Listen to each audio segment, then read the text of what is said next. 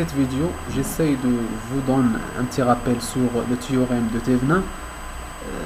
On commence par une introduction ou bien une définition. On peut remplacer tout circuit linéaire qui alimente par les dipôles, bien les bornes A et B, un dipôle T par un générateur de tension idéal en série avec une résistance R Thevenin.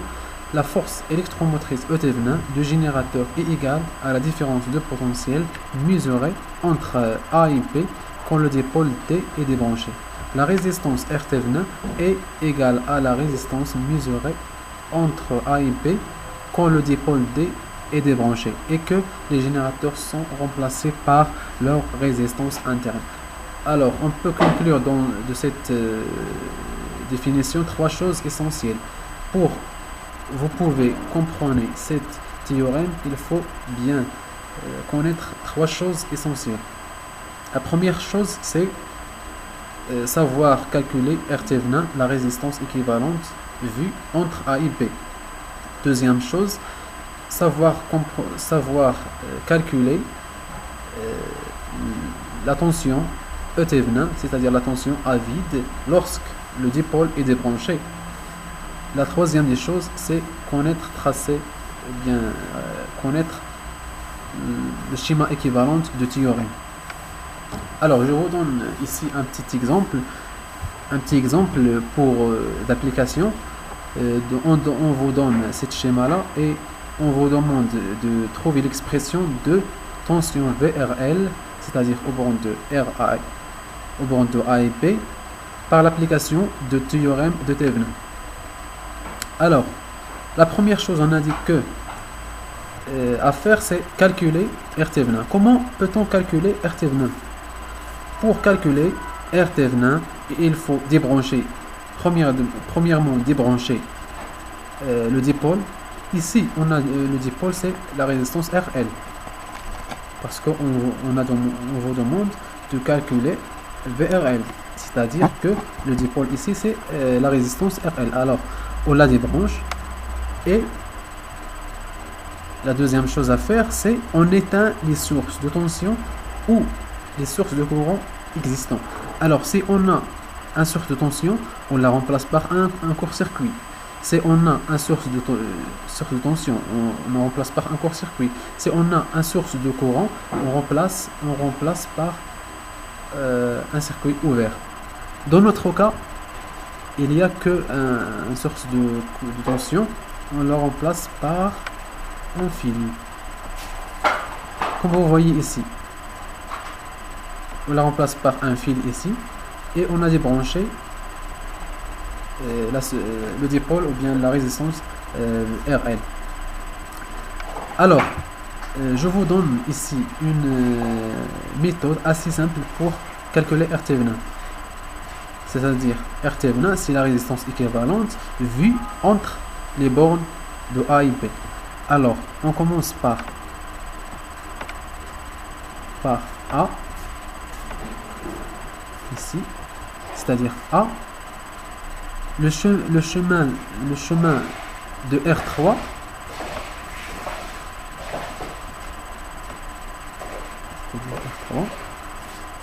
après avoir passé R3, vous trouvez ici un nœud. Alors, on trouve ici un nœud. On met un nœud. Après le nœud, vous trouvez ici deux chemins. Voilà le premier, voilà le deuxième. Voilà le premier, voilà le deuxième. Le premier est passé par R1. Le deuxième passé par R2. Alors, après avoir passé R1, on retrouve RI. Voilà RI. Après cette étape-là, les deux chemins de R1 et de R2 se retrouvent ou bien se rencontrent dans un point ou bien dans un nœud. Ici, on met un nœud.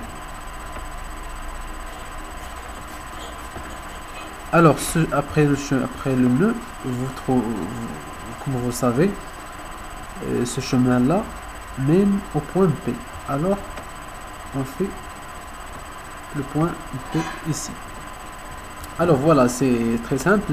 Maintenant, à calculer, RT venant C est égal R3 plus R1 plus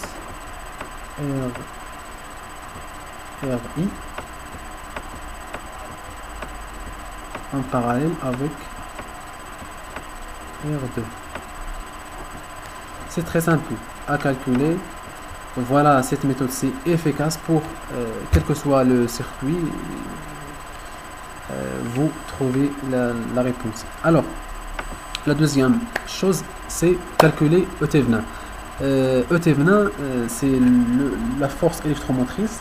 Comment on peut l'obtenir? C'est par le débranchement de dipôles. C'est-à-dire, le dipôle qu'on a dans l'exercice, c'est RL.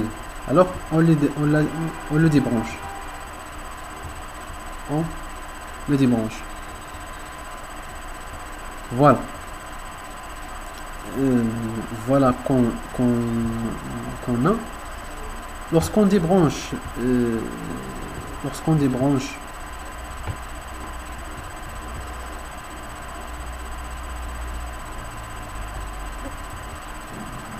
débranche le dipôle, on se retrouve dans ce schéma. Alors, ce schéma-là est équivalent à celle-là. Pourquoi? Comme si vous vérifiez ici, j'ai pas mis R3 ici. Pourquoi? Parce que ici, cette résistance n'a pas aucun courant qui passe par là, c'est-à-dire il n'y a pas de sens qu'on l'a mis ici.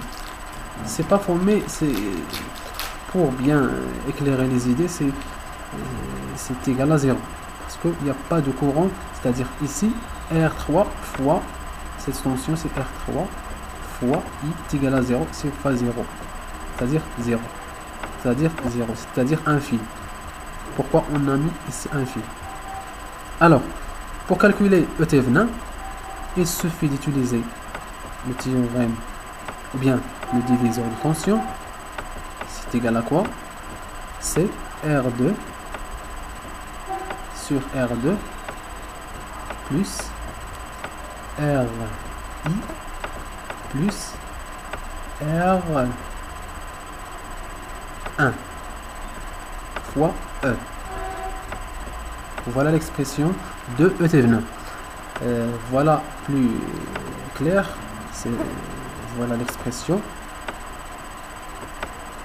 Voilà l'expression de ET-venin. Alors la troisième étape et la dernière qui vous permet de calculer la question demandée dans l'exercice, c'est le schéma équivalent de ET-venin. Comme vous savez, pour le théorème de ET-venin, on a une schéma équivalente qui est celle-là.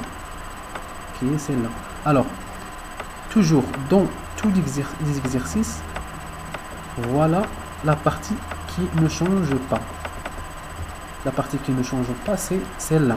Alors, ET-venin est calculé auparavant. RT-venin est calculé auparavant. Elle reste de brancher celle-là qu'on a branchée en série. C'est-à-dire assez simple. Pour calculer ici VRL, c'est simple. VRL par diviseur de tension toujours. VRL, c'est-à-dire VRL est égal RL sur RL plus RT-venin fois ET-venin. C'est simple. Si vous avez une question qui vous demande le courant, vous faites le loi de Maille ici et vous trouvez tout simplement